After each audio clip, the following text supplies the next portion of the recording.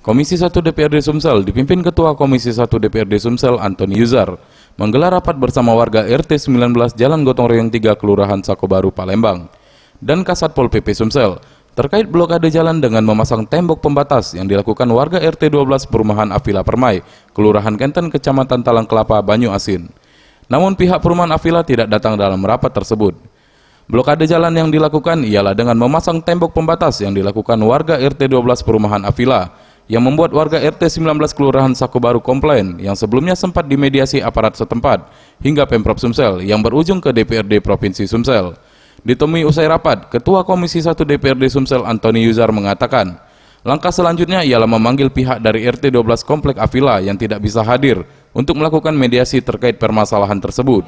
Makanya memang pertemuan tidak cukup sekali dan ngundang pun tidak cukup sekali.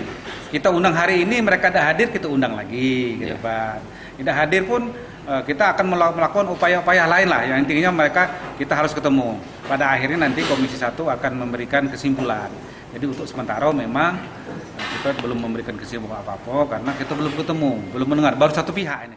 Sementara itu, Kasat Pol PP Sumsel Aris Saputra mengatakan terkait persoalan ini karena ini adalah proses, apalagi kedua belah pihak berkaitan antar kampung dan kabupaten kota, harus perlu pendapat dari kedua belah pihak.